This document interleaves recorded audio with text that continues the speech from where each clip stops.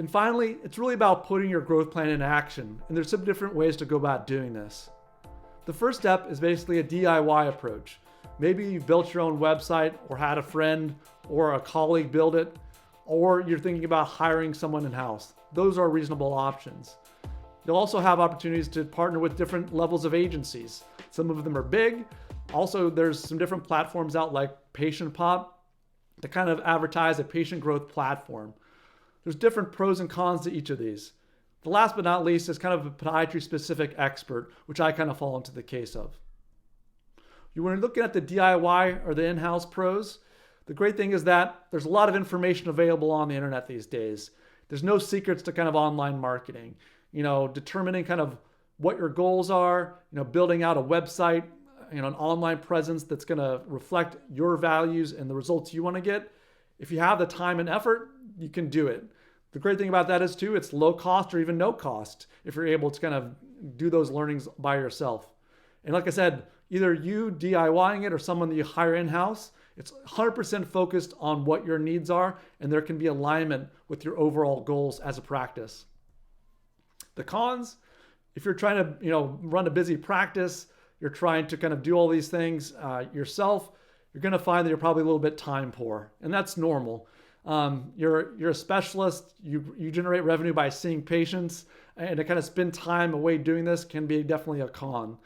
It takes time to really develop good skills in online and offline marketing and achieve those results that'll benefit your practice. Also can be difficult to determine what the kind of quality of information is and kind of filter the good from the bad. There's a lot of information out there about online marketing and ways of growing your practice, but it can be sometimes difficult to know what actually works. Like I said, also, if you decide to bring someone in-house, that's going to require a full-time employee and benefits, just something to consider. If you're looking to hire an agency or utilize kind of a practice growth platform, the pros are that they have a pretty low price point. Most of these will probably be in the ballpark of $1,000 to $1,500 a month for kind of a starter marketing package. There definitely will be some areas where they provide some results that will benefit your practice. I've seen some agencies or growth platforms get a lot of online reviews, 5-star reviews, which can be helpful. And then also, there are some ways that these platforms will kind of tie into your EMR to make these things somewhat more automated, which can show benefit. The cons, sometimes these agencies or the practice growth platforms are more concerned about marketing metrics than they are about driving real practice results. You're basically, they own your website. They kind of own the content on your website and have you kind of locked in. And for some people, that's okay. They rather pay less and not have to worry about things, and they don't really care about owning their website. But if you don't feel like you're happy with the website, it's going to take some time to kind of get off of that platform and go to something else.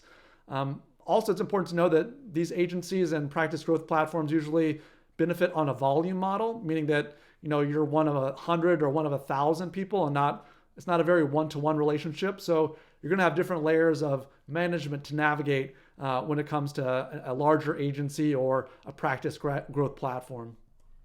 Obviously, I'm a little bit biased, so there's definitely pros and cons to all of these, but the pros of someone who's a podiatry-specific expert and working with them would be that you get to work one-on-one to kind of build out a plan that's based on your practice's needs, so it can be customized to kind of generate real results for your practice.